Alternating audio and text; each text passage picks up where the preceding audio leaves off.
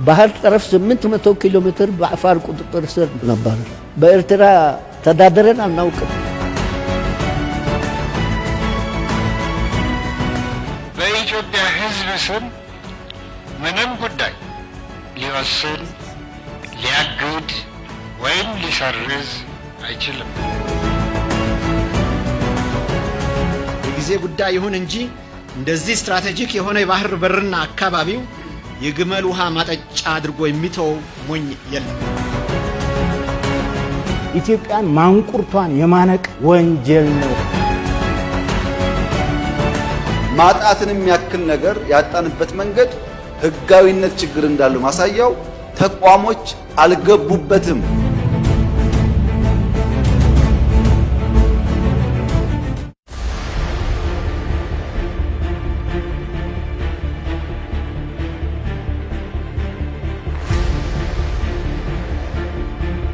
ጣሊያን ኤርትራን በቀኝ ግዛት ከመያዙ አስቀድሞ ጁሴፔ ሳፔቶ የተባለ ጣሊያናዊ አሳሽ መርከቦችን ማሳረፍ የሚያስችል መሬት በአሰብ በኩል ካለው የባህር ዳርቻ ይገዛል። በወቅቱ ቦታውን ላሳሹ የሸጡት ሁለት ወንድማማች የአፋር ተወላጆች ነበሩ። ያኔ ፈጣን የመገናኛ ዘዴ ባለመኖሩ ወንድማማቾቹ ቦታውን ለባዕድ ስለመሸጣቸው የኢትዮጵያ መንግሥት መረጃ አልነበረውም።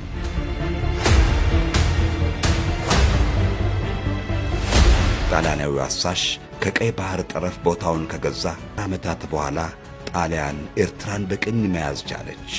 እንደ አውሮፓውያን አቆጣጠር በ1880ዎቹ መጨረሻ ግዛቷን በማስፋፋት የአፋርን የተፈጥሮ ሀብት ለመበዝበዝና ኢትዮጵያን ከባህር ለማቆራረጥ ሴራ ወጠነች። የአፋር ግዛቶችን በቅኝ ግዛቷ ስር ለማጠቃለል በሚል የአፋር ሱልጣኔቶችን ለመደለል ጥረት አድርጋም ነበር። ይኸውም እንኳን ሰው ግመሎቻችንም የኢትዮጵያን ሰንደቅ ዓላማ ያውቁታል የሚሉት አፋሮች ምርጫቸው ግልጽ ነበር፣ እኛ ኢትዮጵያውያን ነን የሚል። ጠላት ጣሊያኖች ይዘው ወደዚህ ወደዛ ሲያምታቱና ጠላት ሲፈጥሩ ለኢትዮጵያ አፋሮች እኛ ኢትዮጵያውያን ነው ያሉት። የዛ ባለባት ከነበሩ ትልልቆቹ ሁለት ሰዎች ሁለቱም መሐመድ ያሲንና ጋዓስ እና ሌሎቹም መሪዎች የነበሩ ሰዎች በሙሉ ኢትዮጵያን ነው የመረጡ። ዊዛውት ያለ ጥርጣሬ ያለ ሎቢ።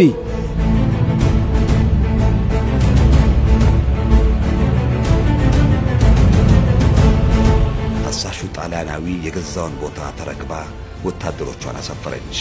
በዚህ መልኩ ያለ አፋር ሕዝብ ይሁንታ አሰብን ጨምሮ የተወሰኑ የቀይ ባህር ጠረፍ ግዛቶች ወደ ኤርትራ እንዲካለሉ ተደረገ።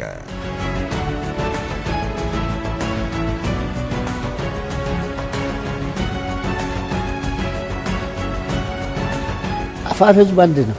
የትም ቢሆን የተያያዘ ዘር ነው፣ ልዩነት የለውም። ብዙዎች ሊለውጡ ቢሞክሩም አፋር አቋሙ በሁሉ ነገር አንድ ነው።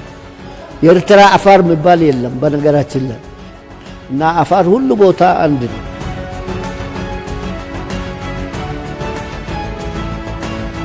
የአሰብ ወደብን ጨምሮ ሰፊው የቀይ ባህር ጠረፍ ታሪካዊ የአፋር ሱልጣኔቶች ግዛትና የንግድ ማዕከል ነበሩ።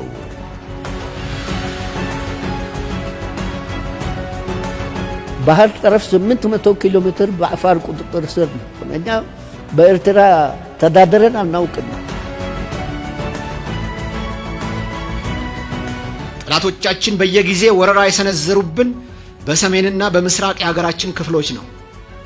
የእንግሊዙ ጄኔራል ናፒየር አጼ ቴዎድሮስን ለመውጋት የመጣው በዚሁ አሰብ አጠገብ በሚገኘው በዙላ በኩል ነው። ጣሊያን ከተሸነፈች በኋላ ግን ኤርትራ በእንግሊዝ ሞግዚትነት እንድትተዳደር ተወሰነ። ሆኖም ግን የሞግዚትነት አስተዳደሩ ብዙ አልቆየም።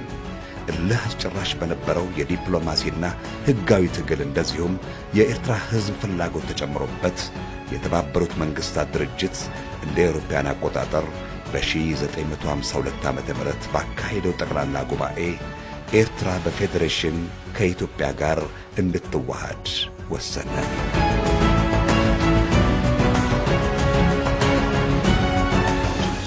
resolution is adopted by 51 votes in favor, none against, and 5 abstentions.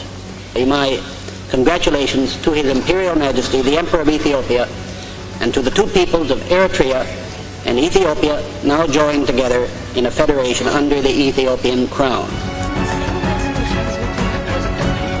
የአሰብ ባለቤትነታችን ይረጋገጥልን ስንል ሕያው ከሆኑ ማስረጃዎችና ዓለም አቀፍ ሕጎች ተነስተን ነው።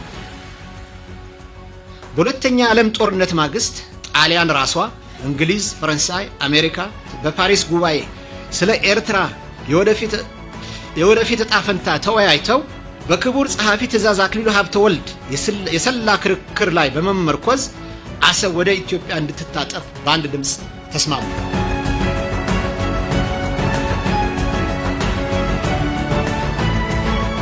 ወደ ኤርትራ ተቆርጦ የነበረው ግዛትም ወደ እናት ሀገሩ ኢትዮጵያ እንዲጠቃለልም ውሳኔ ተሰጠ።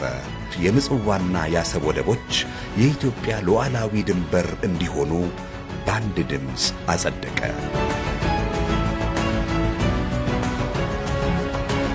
ሲጀመር አሰብ የኢትዮጵያ አንጡራ ሀብት ነው። በ1955 ዓመተ ምህረት የፌዴሬሽኑ አስተዳደር ፈርሶ ኤርትራ ሙሉ በሙሉ ከኢትዮጵያ ጋር ስትዋሃድ የቀይ ባህር ጠረፍ አካባቢዎች የአሰብ አውራጃ፣ በደርግ ዘመን ደግሞ አሰብ ራስ ገዝ እየተባለ ራሱን በራሱ በማስተዳደር እስከ 1983 ዓመተ ምህረት መጨረሻ ቆይቷል። ኢትዮጵያም የወጪና የገቢ ምርቶቿን 90% የሚሆነውን በአሰብ ወደብ እየላከችና እያስገባች ከዓለም ጋር ግንኙነቷን በነጻነት ስታቀላጠፍ ቆይታለች።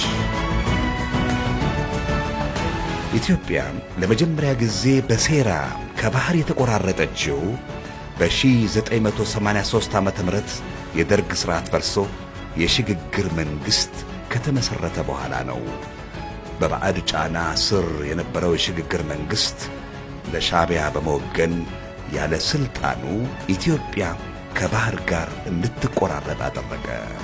በወቅቱ ጥቂት ደፋርና ሀገር ወዳድ ምሁራን የሽግግር መንግሥቱ በኢትዮጵያ ሉዓላዊ ጉዳዮች ላይ የመወሰን ሥልጣን እንደሌለው ቢወተውቱም ሰሚ ግን አላገኙም።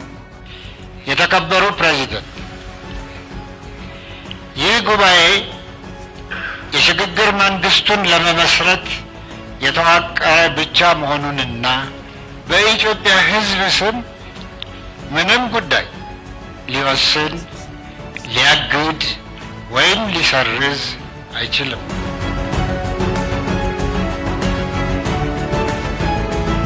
የሽግግር መንግስት ምንድን ነበር ስራው? ሰላም ማረጋገጥ፣ ለምርጫ ምቹ ሁኔታዎችን መፍጠር፣ ራሱም ጭምር መወዳደር ይችላል። ምክንያቱም የዚሁ ሀገር አካል ስለሆነ ማለት ነው። እሱን ካደረገ በኋላ ምርጫ ተሄዱ፣ ፓርላማው ይቋቋማል። ፓርላማ ከተቋቋመ በኋላ ሚኒስትሮች ምክር ቤት ሊወስን ይችላል። ወስኖ ግን ለፓርላማው ማሳወቅ አለበት።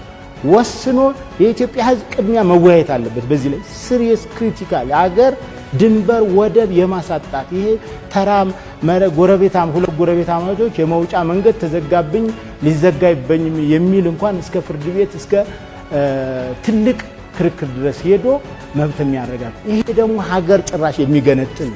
ስለዚህ በወቅቱ የነበሩት ኢትዮጵያን ይጠሉ የነበሩ በታሪክ አጋጣሚ ኢትዮጵያ እዛ ላይ ወድቃ ስለነበረ የውጭ ኃይሎችም ደግሞ ከፍተኛ ፍላጎት ስለነበረ ኢትዮጵያን ማንቁርቷን የማነቅ ወንጀል ነው።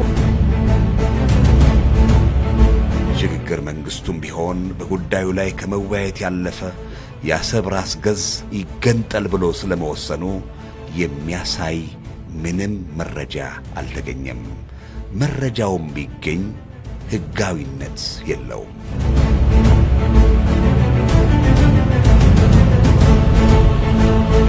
መጀመሪያ ኢትዮጵያን የቀይ ባህር አክሰስ ያሳጣው ውሳኔ ማን ወሰነው? ካቢኔው ይሆናል ብለን የካቢኔውን ዶክመንት ብናገላብጥ የለም፣ ካቢኔው አያውቀውም። አይ የለም ምክር ቤት ይሆናል የወሰነው ብለን ብንወስን ምክር ቤቱም አልነበረ፣ ምክር ቤት አያውቀውም ውሳኔው። የለም የኢትዮጵያ ሕዝብ በሪፈረንደም ወስኖ እንዳይሆን እንዳይባል ነበርን እኛም ያኔ። የኢትዮጵያ ሕዝብ ያልወሰነው ተወካዮቹ ያላዩት ቢያንስ ካስፈጻሚ ካቢኔ ያላየው ውሳኔ ማን ወሰነው? ማጣትን የሚያክል ነገር ያጣንበት መንገድ ህጋዊነት ችግር እንዳለው ማሳያው ተቋሞች አልገቡበትም። ጭራሽ ሰነድም የለም። ቢኖርም የጫካ ሰነድ ነው፣ ቨርባል ኮሚኒኬሽን ነው የሚሆነው፣ በንግግር ማለት ነው። ካለ ይመጣ ነበራ። ቢመጣም ደግሞ እኛን ያስገድደንም ሳንወያይበት ሪፈረንደም ሳንሰጥ ህዝቦች ሳይወያዩ እንኳን ድንበር ተራ የብድር ውል ስምምነት ኢትዮጵያ ስታደርግ ፓርላማው ካላጸደቀ የሚኒስትሮች ምክር ቤት ውሳኔ ውድቅ ነው የሚደረገው። ይሄ ፕሮሰስ ደግሞ ጭራሽ አልተካሄደም። የለም ዜሮ ነው ማለት። በዜሮ ደግሞ የኢትዮጵያ ህዝብ ሊገዛ አይችልም።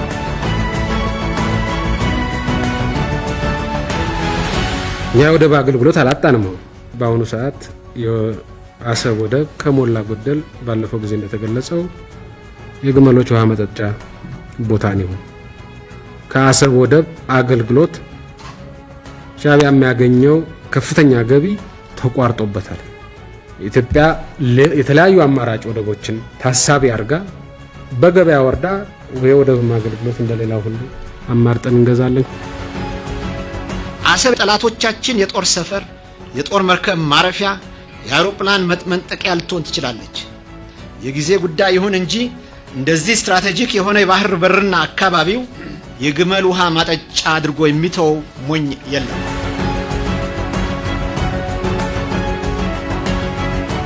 ነጻነት ወይም ባርነት በሚል አስገዳጅ የስሙላ ምርጫም ተደርጎ ነበር።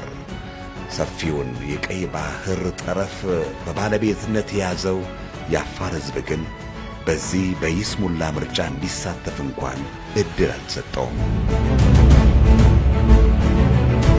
አፋርን ወክለው እዛ ስብሰባ ላይ የነበሩት ሱልጣን አሊ ሚራህ በግልጽ አስረድተዋል። አንደኛ ኢትዮጵያን አትከፋፍል፣ አንድ የነበረ ሀገር መገነጣጠል ተገቢ አይደለም። ሁለተኛ መገነጣጠል ብትፈልጉ ደግሞ የአፋር ህዝብ ኢትዮጵያዊ ነው፣ በዚህ መገነጣጠል ውስጥ አይገባም እና ሪፈረንደም የምትሉት ነገር ለአፋር ለብቻ መስጠት አለባችሁ።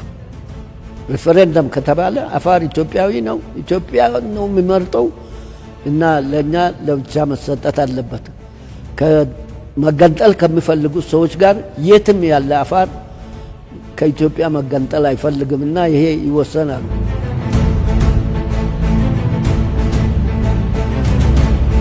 አፋር ደግሞ ጭራሽ እየጠየቀ አንድ ሃይማኖት፣ አንድ ባህል በምንም አይነት ሊለያይ የማይችል ድምፀ ውሳኔ ልስጥ፣ ሪፈረንደም ልስጥ እየተባለ የታፈነ ምንም አይነት መብት ያልተሰጠው ከህግ ውጪ የተገነጠለ ተገንጥሎ የተወሰደ ነው።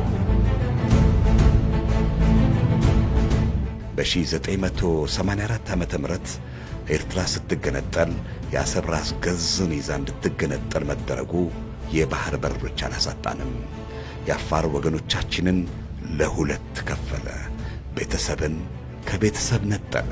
ለሁለት መክፈል ብቻም ሳይሆን እንዳይንቀሳቀሱና ድንበር ተሻግረው እንዳይገናኙ ገደብ ተጣለባቸው። ስልጣኖቹን ለሁለት የሰነጠቀ ነው። ስለዚህ ይሄ ምንም ቃላትም የለውም። ይሄ ፍጹም ህገወጥ፣ ፍጹም አምባገነናዊ፣ ህግና ስርዓትን ያልተከተለ ለህግም ለሞራልም ተቃራኒ የሆነ ስራ የተፈጸመ ቀን። በአገሩ የትም ይሄድ የነበረ አፋር ቆሟል። አፋር በነገራችን ላይ አንድ ቦታ ሰትዮ አይደለም የተቀመጠ አይደለም፣ የትም ይሄዳል። ከዚህ ተነስቶ ዳህላክ ድረስ ይሄዳል። ከለከለ፣ ይሄን ዘጋ። ይሄ ሰውዬ ለአፋርማ የባሰ ነው። አፋር ከባህር ዳር እኮ የታለ አፋር መንቀሳቀስ አይችልም። ጀልባዎቹ በሙሉ ቆመውበታል። የጨው ንግዱ ቆመዋል። ባህሩ ተዘግቷል። 1.5 ሚሊዮን አፋር በመስመር ቀይ ባህርን እንዲያያይ ተደርጓል።